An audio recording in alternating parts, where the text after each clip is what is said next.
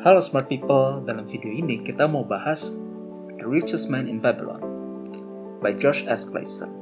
Nah, dalam buku ini ada pesan penting yaitu money is plentiful for those who understand the simple rules of its acquisition. Tao artinya adalah uang itu berlimpah untuk mereka yang mengerti peraturan sederhana dalam mendapatkannya.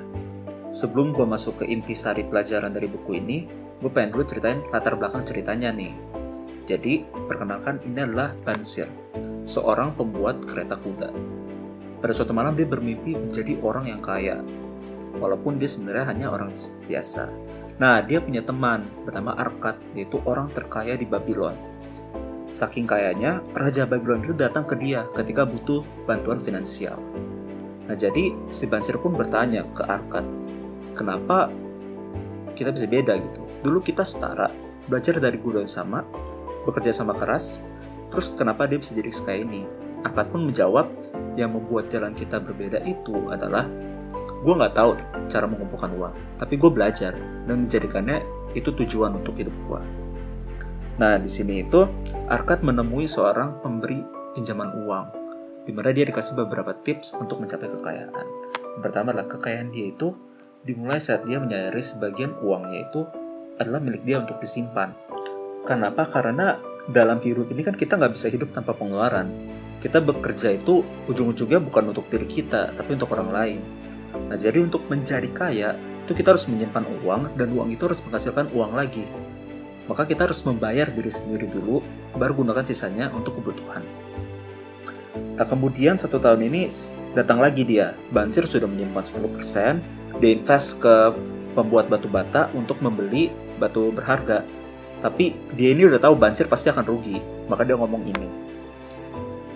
Kalau lu mau minta saran tentang batu berharga, tanyalah ke penjual batu berharga. Jika butuh saran tentang domba, tanyalah ke gembala.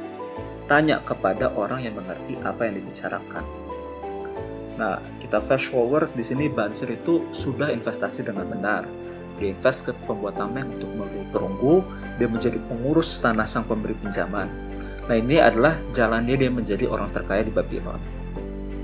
Oke, enough stories. Nah, sekarang gue pengen kasih beberapa intisari aturan dan pelajaran dari buku ini. Jadi kalian gak usah baca bukunya. Yang pertama, ada number 1 rule. Kalau kalian gak bisa lakuin 1 rule ini, gak usah nonton sisa dari video ini. Yang pertama adalah tabung setidaknya 10% dari pendapatan kalian. Baru sisanya kalian pakai untuk kebutuhan kalian.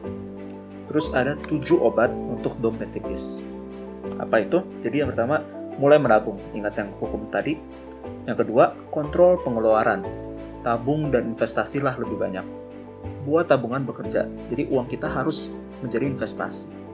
Hati-hati dalam berinvestasi. Karena ingat cerita Bansir, dia kehilangan seluruh tabungan dia.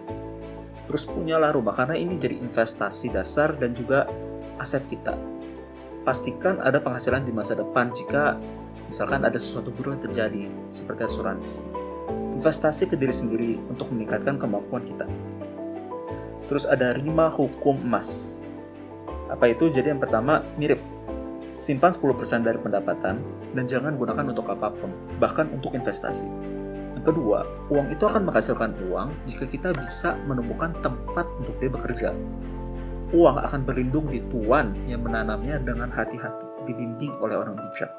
Sebaliknya, uang itu akan lari dari tuan yang menanamnya di tempat yang ia tidak kuasai atau tidak disarankan oleh orang bijak.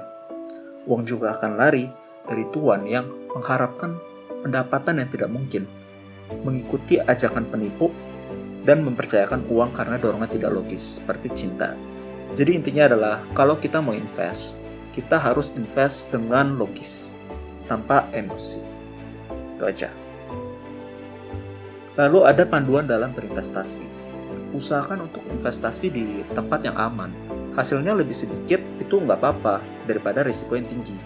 Karena ingat tujuan kita, yaitu untuk menjadi kaya dengan pasti, bukan untuk menjadi kaya dengan cepat.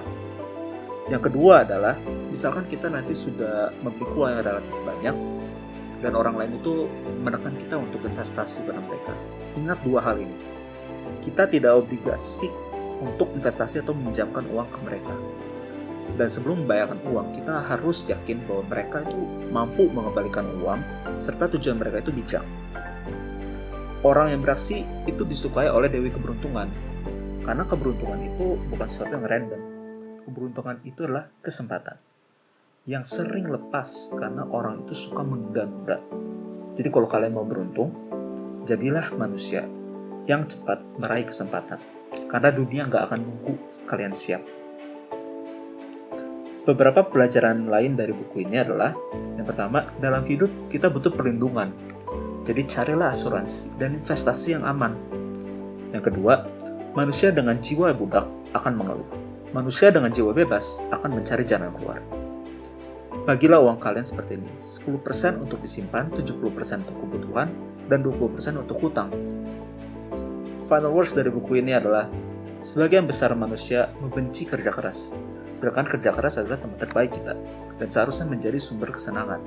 Karena kerja keras itu berlaku baik pada manusia yang melakukannya. Ia membuat manusia tersebut menjadi manusia yang lebih baik. Hope this helps, and keep fighting. See you on the top, guys.